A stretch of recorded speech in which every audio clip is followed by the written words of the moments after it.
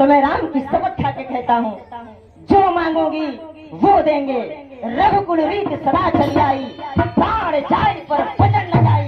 रघुवंशियों की नीति है कि प्राण भरे ही चले जाते हैं, लेकिन ये अपने वचन से विमुख नहीं होते हैं। रानी, जिस तरह तुमने देवासुर संग्राम में चतुरांगनी सेना को बीच में से मुझे लाने का काम किया, अगर तुम न होती रानी तो मेरे प्राण चले जाते।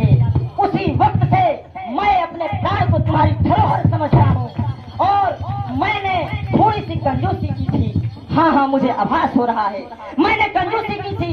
अरे जिस तरह तुमने वीरता दिखाई, उसके लिए मुझे 2 नहीं तुम्हें 4 वर देने चाहिए था। महाराज, आप मुझे 4 क्या, आप मुझे धरोहर समान 2 वर ही पूरा कर दीजिए, 4 तो दूर की बात है। अरे मांगो रानी मांगो, मैं अपने राम के नाम पर कुछ भी दे दूं, तुम कहो तो अपने प्राण भी दे सकता हूँ। मांग करके तो देखो। महाराज ठीक है, आप जब कह ही रहे हो तो मैं मांगू।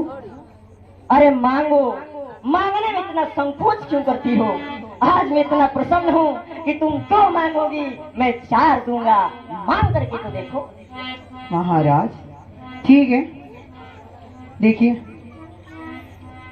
महाराज, चलिए आप इतना जिद्दी कर रहे हैं तो मेरा भी शर्त 2 है। आप महाराज, आप ये मुझे बताओ कि आप इस 2 अंगुली में से पहले मुझे कौन सा वर दोगे? पहले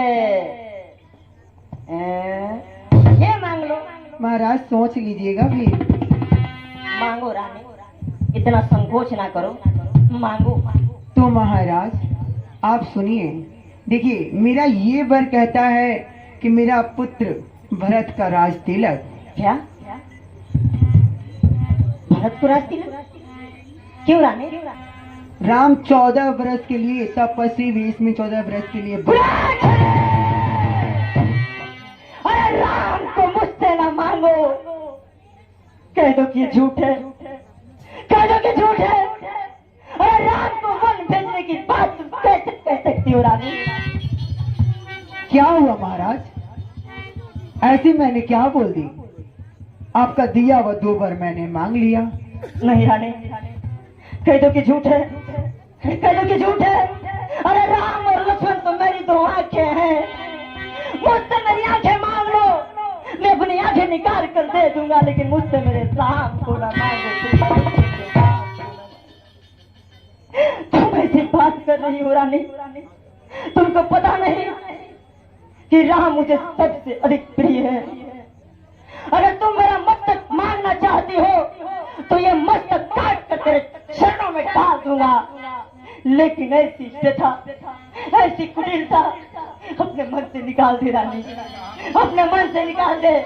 अरे कुलाछिनी, तू मेरे कुल का नाश करने के लिए आई है, मैं तो तुझे गले का हार समझ के अपने गले में लटकाए फिर रहा था, लेकिन तू तो नाग ही निकली प्रिय, तू तो नाग।